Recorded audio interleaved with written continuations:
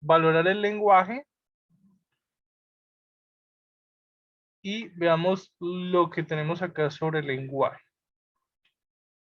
Entonces miren, por ejemplo, acá la producción verbal, paciente que habla mucho, se le llama paciente logorreico, habla mucho, pero es coherente.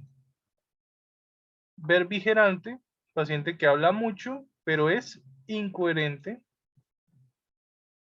Y paciente lacónico, paciente que responde con monosílabas. ¿Cómo es un ejemplo de paciente lacónico? Un paciente que tú le preguntas, ¿cómo te sientes? Y el paciente te responde, bien. ¿Te visitaron tus familiares? Sí. ¿El médico ya te revisó? Sí. ¿Y te quieres ir para la casa? Sí. Ese es un paciente lacónico, ese que responde con monosílabas. ¿Te han tratado bien? Sí. Y entonces responde con sí, no, bien, quizás. Ya, ese es un paciente lacónico. Cuando el intervalo pregunta-respuesta está corto, es el paciente que tú no has terminado de formular la pregunta y ya te está respondiendo. Entonces, paciente que tú le preguntas, ¿cuántos años tiene? 34. Y no termina, y es un paciente que está súper ansioso, súper activo. Es un intervalo pregunta-respuesta corto, que también está el caso contrario, paciente con intervalo prolongado. Tú le haces una pregunta y se demora un rato para responder.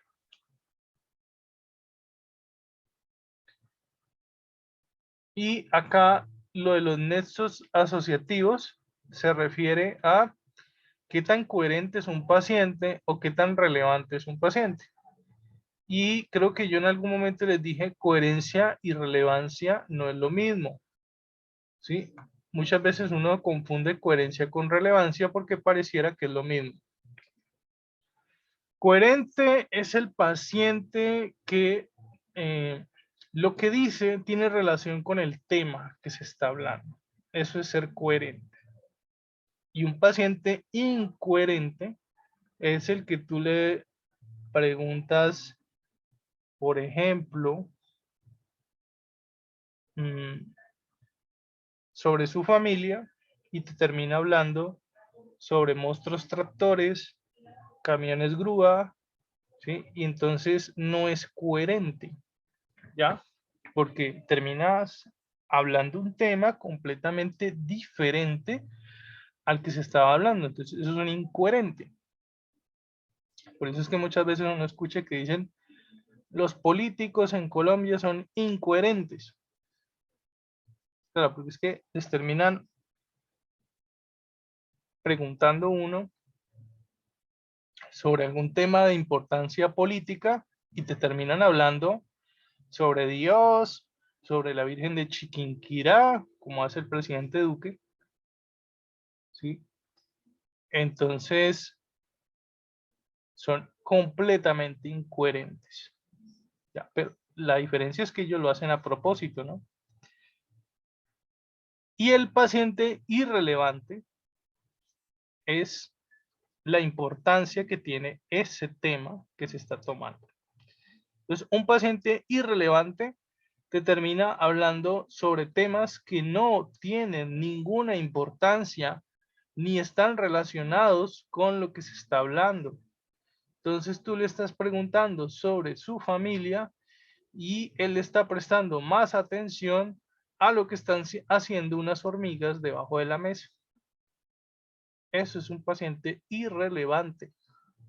Todo su discurso se va hacia cosas que no tienen importancia o que son muy circunstanciales, por eso acá dice circunstancialidad, que no tienen nada que ver con la circunstancia, la situación que se está tratando.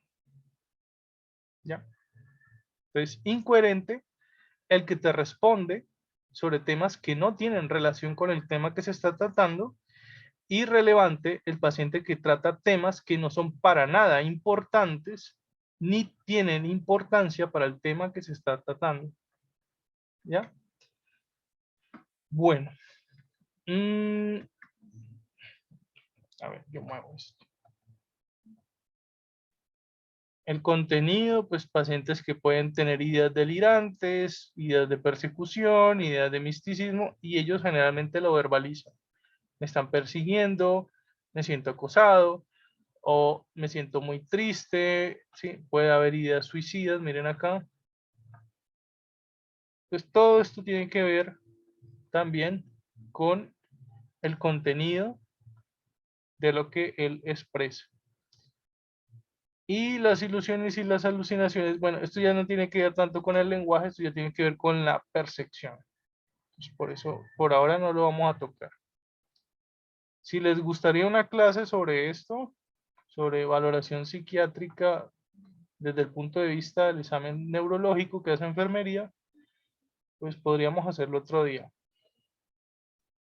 Bueno, lo de la fuerza muscular, que también se debe valorar, pacientes que han sufrido golpes en la cabeza, se le llama tono muscular. Entonces se le pide al paciente que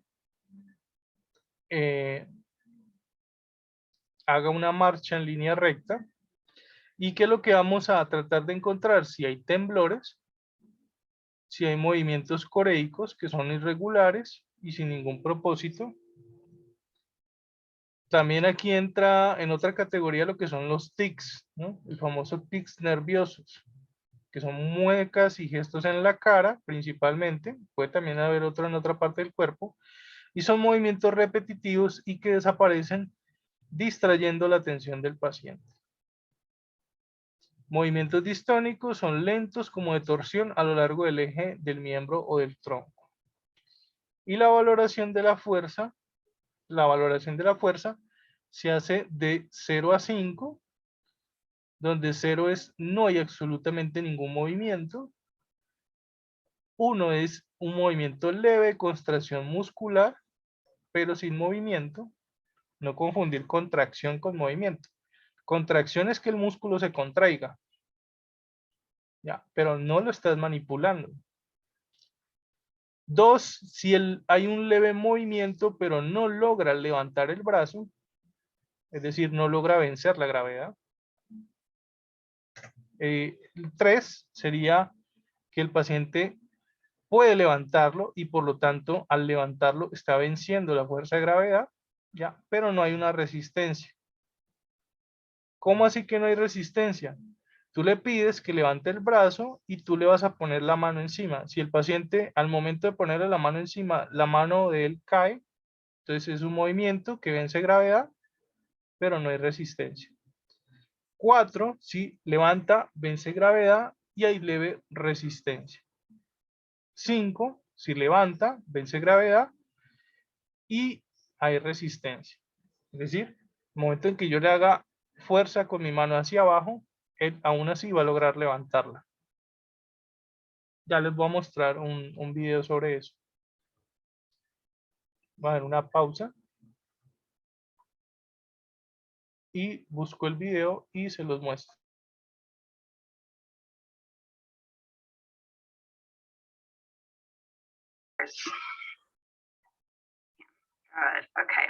Entonces ahí le está pidiendo que intente jalar los dedos de ella y ahí está valorando fuerza en la mano.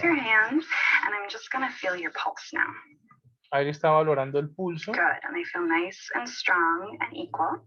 So the next thing I'm going to do is I'm just going to feel your arm. So I'm going to start here at your hands, feeling your wrist, feeling your forearm, feeling your elbow, your upper arm, and push down. Miren, aquí valora ella la parte de la fuerza. Ella le pide que sostenga el brazo hacia adelante y ella va a tratar de hacer una fuerza contraria a la de él.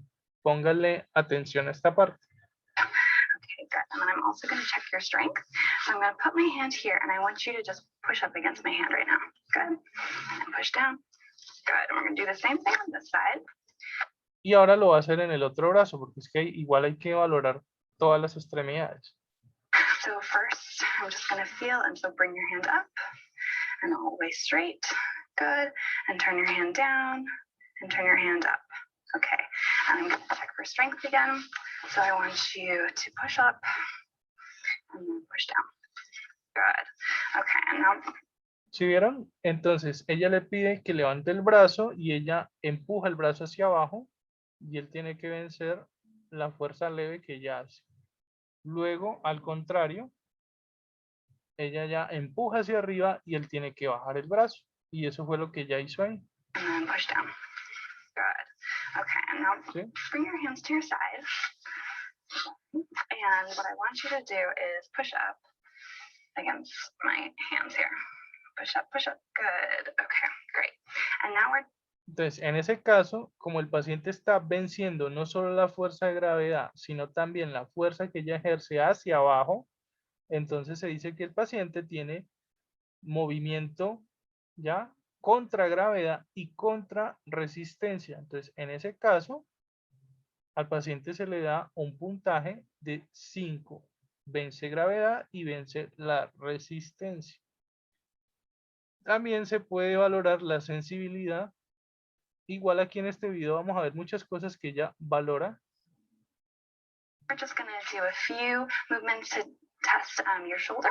So what I want you to do is, again, follow my motion. So what we're going to do is we're going to bring our hands out. And we're going to turn our hands up and bring them all the way overhead. Great. And behind your head. And now what we're going to do is I want you to take your thumbs and I want you to try to bring them as far up your back as you can, okay? And I'm just going to look. That's great. Okay, good. Vamos a adelantar nuestra parte. Aquí ella está valorando los pares craneales. Creo que la cerré. Cerré esta presentación. A ver. Volvamos acá. Con los pares craneales.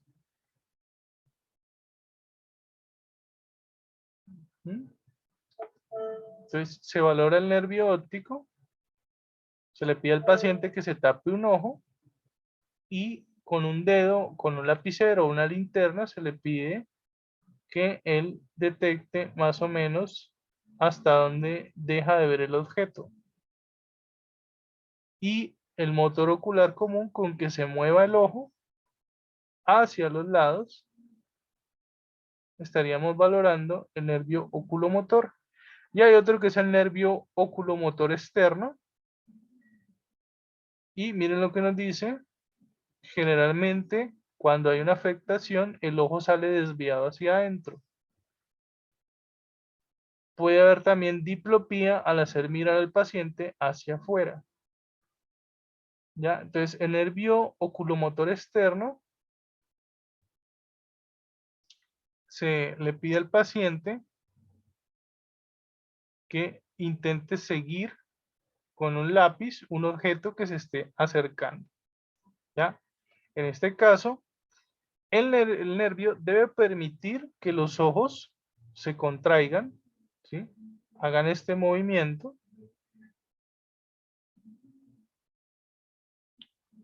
Y miren acá, exploración de los 6 campos cardinales de la mirada.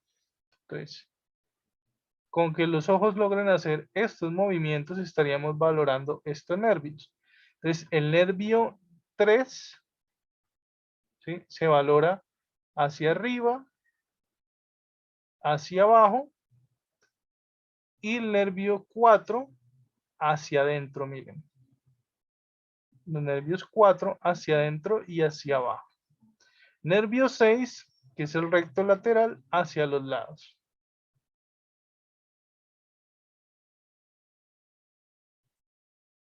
Entonces, con esta exploración estaríamos valorando el nervio 3, el 4 y el 6. ¿Sí? Vamos a ver cómo lo hace ella.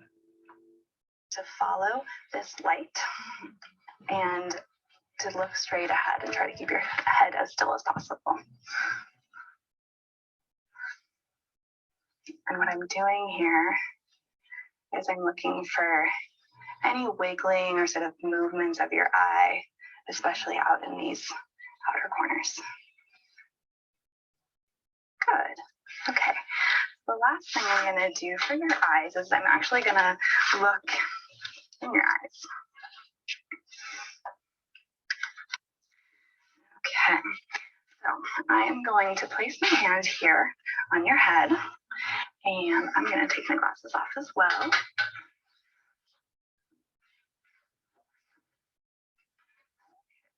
So as I come in here, first I can see the red reflex, and then I'm going to follow that in, and I'm looking at the vessels, and I'm looking at the character of their crossings.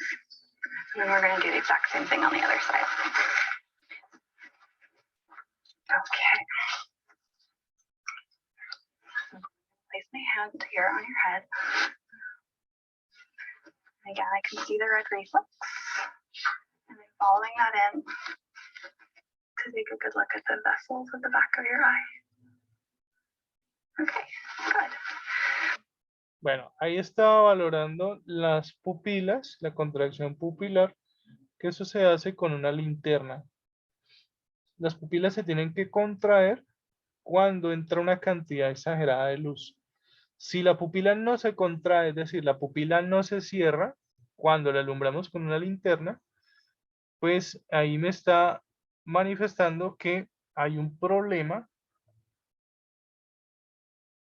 con la contracción pupilar y me podría estar indicando un daño cerebral.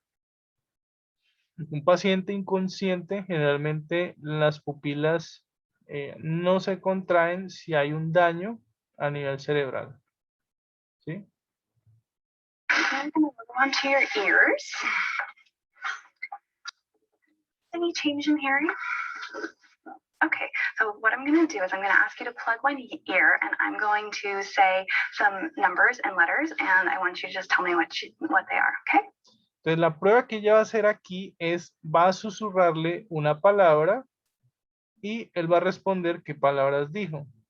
Con esto, ella estaría valorando otro nervio. Estaría valorando el nervio auditivo. Se me perdió. El nervio 8 es el nervio auditivo. Y miren acá lo que nos muestra. Lo está valorando con este aparatico que se llama un diapasón. Porque hay dos formas de valorar el auditivo. Una es valorar la audición y otra cosa es valorar la conducción. Y para la conducción se usa este diapasón. Vamos a ver cómo lo valora ella. Plug this here. 8, P, 12. Okay, we're going to do the same thing on this side. 14. 7X, 14. Okay, good. All right, so now I'm just going to feel your ears this time, and I want you to tell me if there's any tenderness. How about right here? Okay, good. So the last thing we're going to do for your ears is we're actually going to take a look inside them.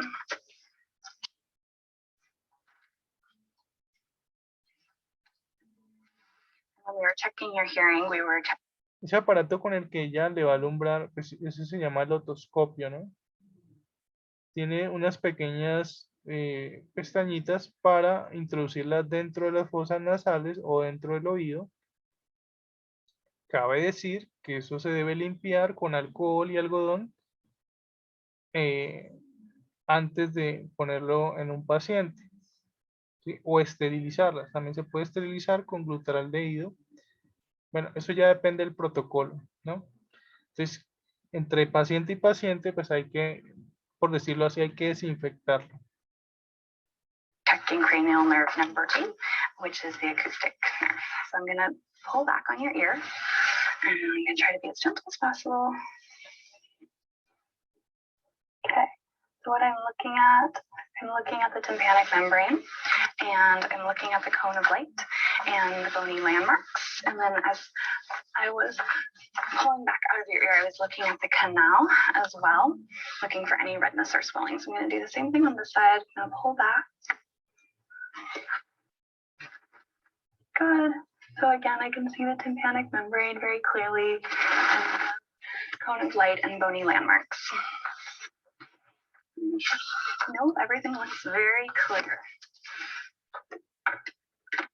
Okay, now we're going to move on to your nose. So have you noticed any changes in your sense of smell? When you walk into a coffee shop, are you able to smell coffee? Yes. Okay, good. Le va a valorar la nariz, sin embargo, una de las mejores formas de valorar el nervio olfatorio, que creo que es el primero de todos, se debe usar algunos frascos, dice acá, con sustancias de olores conocidos o comunes y que no sean irritantes. No debe usar amoníaco, ni vinagre, formol, otras sustancias que irritarían las terminaciones sensitivas del quinto par. Entonces, una forma que se puede hacer es, por ejemplo, coger en un frasquito, llenarlo de café, pedirle al paciente que cierre los ojos e intente identificar qué aroma es. ¿Ya? Otra forma sería echarle alguna otra sustancia con olor a alguna frutilla y que el paciente intente identificar a qué fruta es ese olor. ¿Ya? Sin embargo, aquí ella hace una exploración más visual con el mismo aparato. Good. So that is cranial nerve number 1, which is olfactory. And so I'm just going to take a really quick look inside your nose, is all. So if you can just look up at the sky, and I'm just going to set this here. And I'm looking at the bottom of your nose. I'm looking for any drainage. I don't see any. I'm looking for redness, swelling. And that all looks really good. Okay. So now we're going to move on to your mouth. And first, I just want to ask you if you've had any changes in taste lately. And are you able to taste things that are sweet, salty, bitter, yucky? Yes. Okay. Enjoy your teeth. Good. Great. Bueno, a ver, ¿qué más me interesa por acá mostrar de esta chica? El video es muy chévere, pero pues por cuestiones de tiempo, aquí, por ejemplo, lo pone a tomar un vaso de agua y ella va a mirar la deglución. Ahí estaría valorando el cuello. So what I'm going to do is I'm going to come around back and I'm going to place my hands on either side of your neck and I want you to take a little sip of water and hold it in your mouth. Okay, now I'm going to put some pressure and I want you to take a swallow. Okay, we're going to do that one more time and I'm going to push the other direction this time. Okay, good. That's great. Okay. Any tenderness as I do this? No.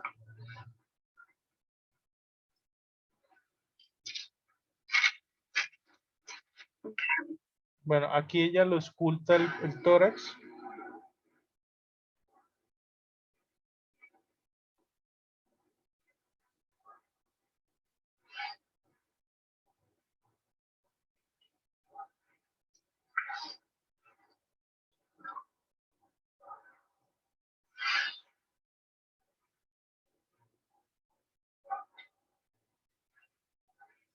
Creo que a ustedes les mostré un audio de los ruidos respiratorios, no me acuerdo, creo que sí.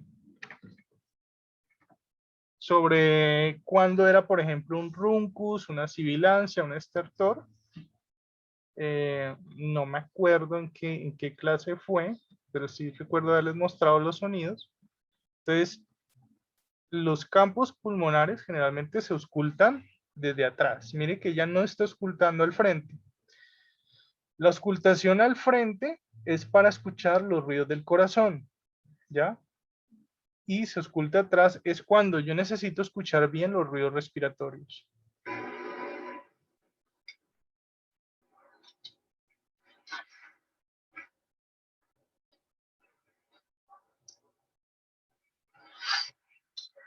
All right. Okay. So now I'm going to go ahead. We're going to move to the front. Pull your gown down. And first, I'm just going to listen to, we actually have a right middle lobe of our lung that we listen to sort of over on the side here. So I'm going to place my stethoscope right here and take a nice big deep breath. Okay, good. And I'm going to come to the front and we're just going to continue doing the same thing, okay?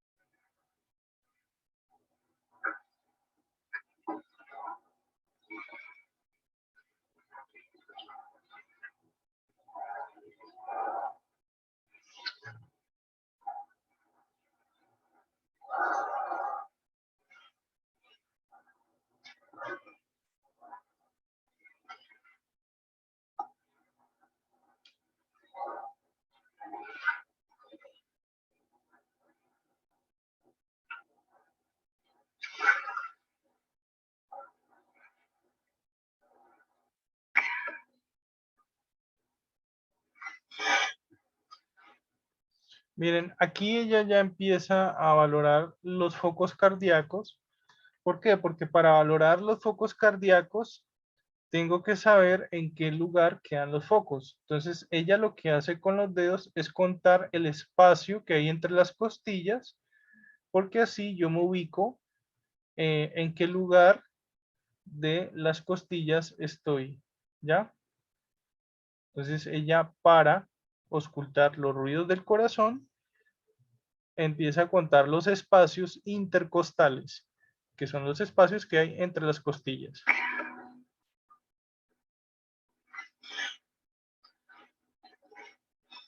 Pulmonic.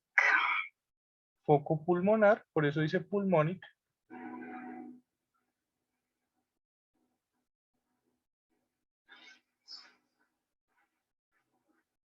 Tricuspid. Foco tricuspidio.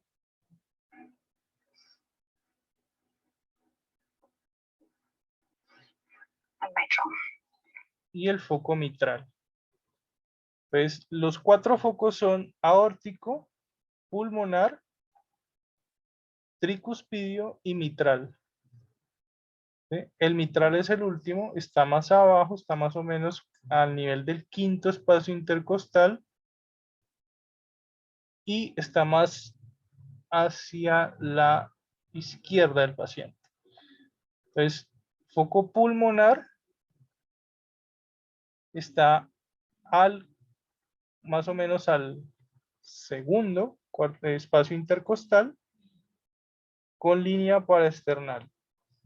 ¿Cuál es la línea paraesternal? Venga, voy a tratarlo de mostrar aquí. El esternón es este hueso que está aquí, ¿sí o no?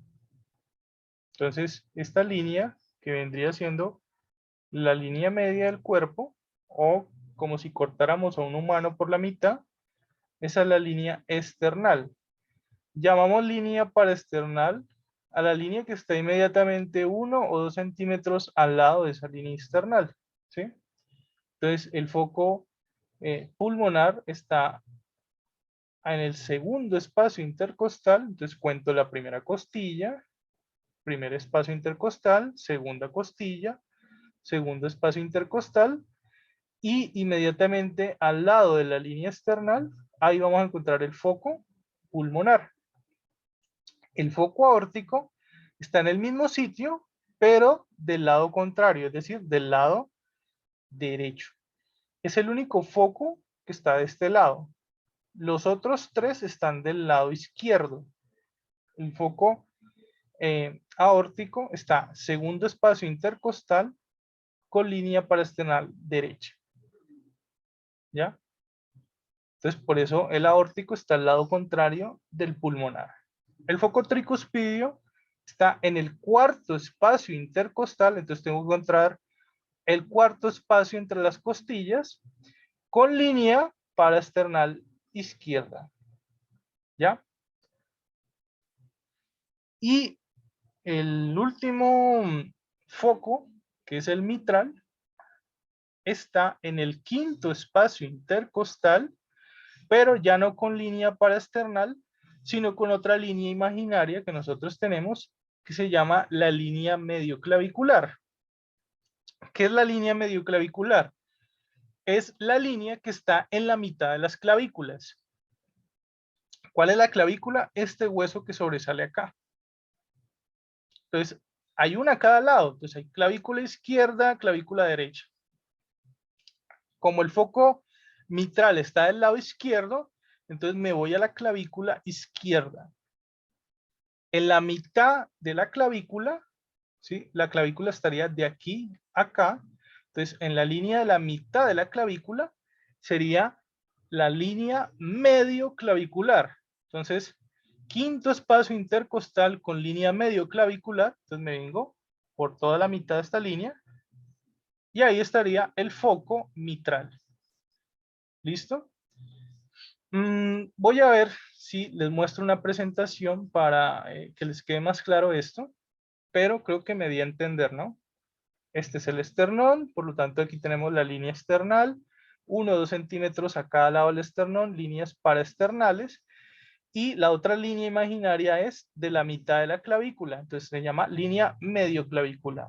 Y los focos los localizo con base a esas líneas y con base a los espacios intercostales. Los espacios intercostales son los espacios que hay entre costilla y costilla. ¿Ya? No voy a poner el fonendoscopio encima de una costilla porque entonces no voy a escuchar nada. Siempre se pone el fonendoscopio entre los espacios intercostales, el espacio que hay entre costilla y costilla.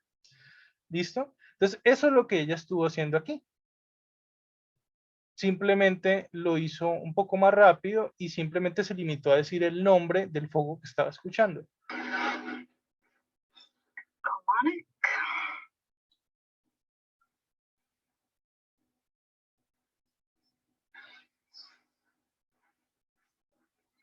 Tricuspid.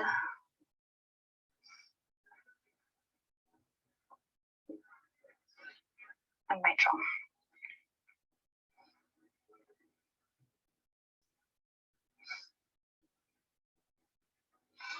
That all sounds really good.